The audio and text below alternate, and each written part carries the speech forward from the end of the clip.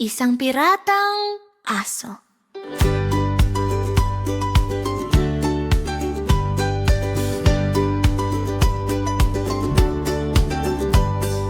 Isang piratang aso sa dagat na malawak, nakakita ng submarine sa kailaliman. Ginto sa loob ay kumikinang at umaalon, habang bula ay lumulutang sa paligid.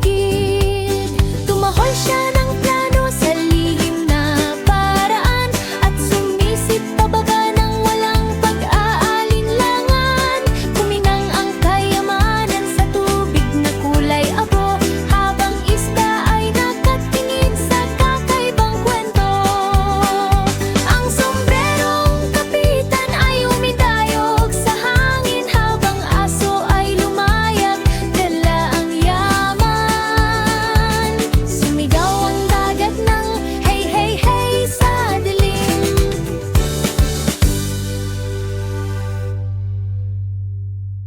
Si Lolo ay pumasok sa araw na masaya.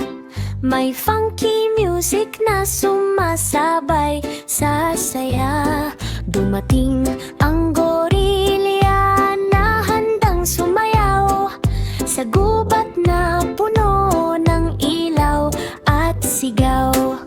Umiikot sila sa breakdance na galaw, habang lahat ay sumisigaw ng hey, hey, wow!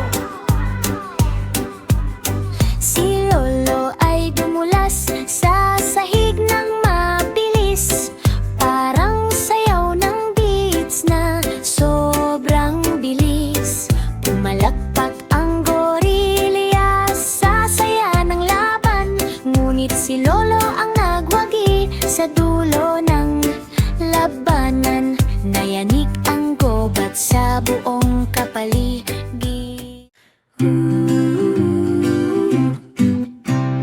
Isang matabang tuta sa kubirta, may bilugang mata na puno ng sigla. Makukulay na alon sa malawak na dagat, habang barko ay lumulutang sa ulap. Umikot ang barko sa alon na malakas, habang si Agul's ay sumasabay sa galak. Maliit na paa ang suot na sombrero, ang buong crew ay masayang totoo. Kuminang ang kayamanan sa gintong liwanag, sa ilalim ng langit na maliwanag. Ang tuta ay kapitan ng barkong masaya.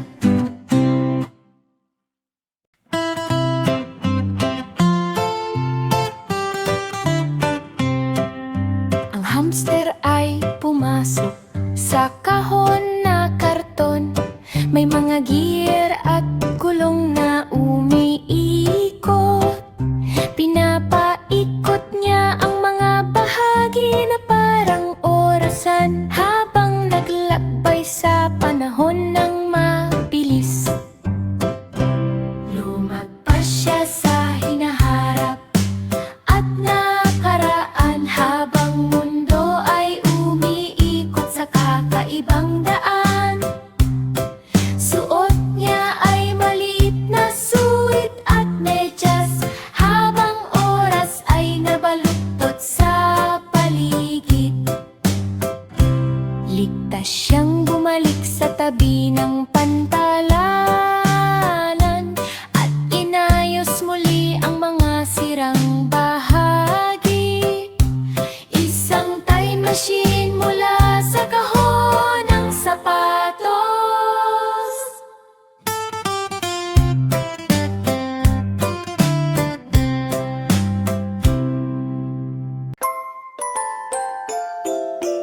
Ang maliit na baboy ay umakyat sa tore, may tuwang sumisigaw sa bawat hakbang. Tumalon siya ng mataas na parang bulaklak, at bumagsak sa putik na masaya at malambot. Sumigaw ang tao sa masayang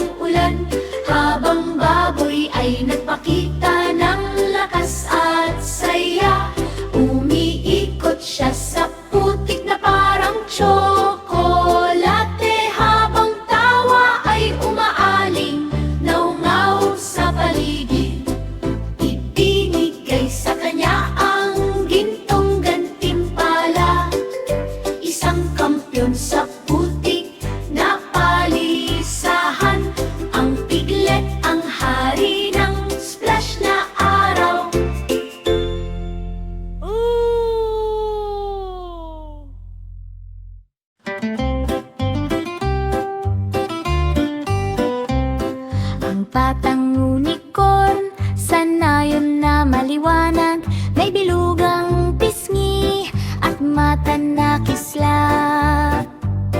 Gumawa siya ng maliit na tindahan ng gatas, kung saan bahagari at bulaklak ay magkasama. Nabuhusan niya ng gatas ang kalsadang bato, naging parang banayad na ulan ng gatas. Ito ang makukulay na bahay ay masayang nakamasi, habang bote ay kumikiling sa tunog ng paligid. Ang sungay ay kumikislap na rosas at asul, habang ulap ay dahan-dahang dumaraan sa dulo. Ang tindahan ng gatas ay parang panaginip na totoo.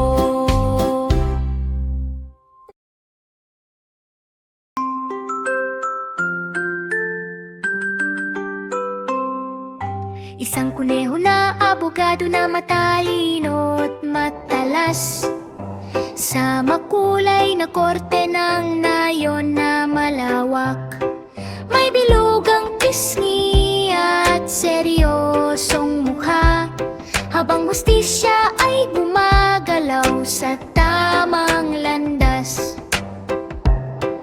Ang soro ay nakatayo na may baba ang ulo, habang kaso ng karot ay lumalalim sa mundo. Ang mga bahay ay sumisilip ng may interes, habang batas ay umalingaw-ngaw sa paligid. Ang kanyang mata ay nakatutok sa liwanag, at ang hatol ay naging patas at wagas. Ang nayon ay ngumiti sa batas na tama.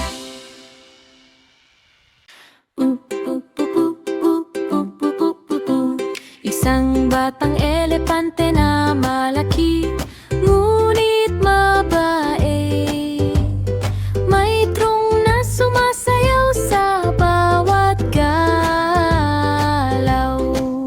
Tumulong siya kay Lola sa loob ng bahay, sa makukulay na nayon na puno ng buhay.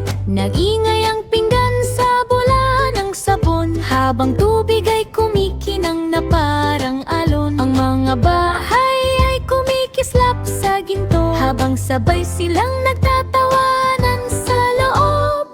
Ang kanyang mata ay puno ng malasakit, habang mga plato ay nagiging malinis. Ang pagmamahal ay lumulutang sa hangin.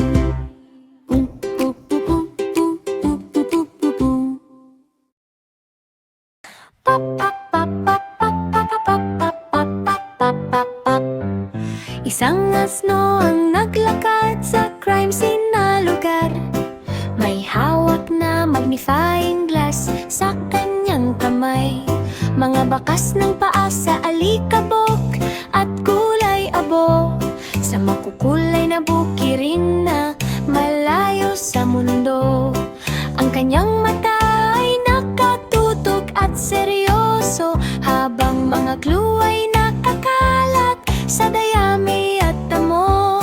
Isang karot ang kumikinang sa sulok ng lupa, nakatago ng palihim sa putik at dumi.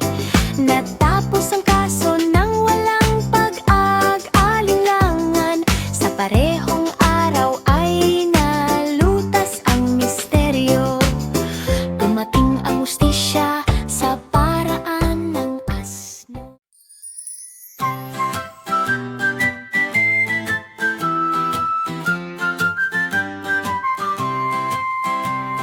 Isang matabang ko alang pumasok sa ring, may kumpiyansang galaw at malakas na swing. Sumigaw ang tao nang tumunog ang kampana, sa makukulay na ilaw ng buong arena. Dalawang malalaking kalaban ang naglaban, habang lupa ay umuga na parang alon.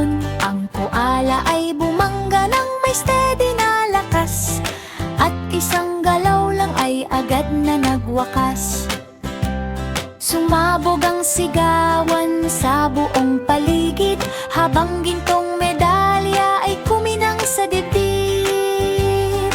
Ang tagumpay ay parang panaginip na tunay.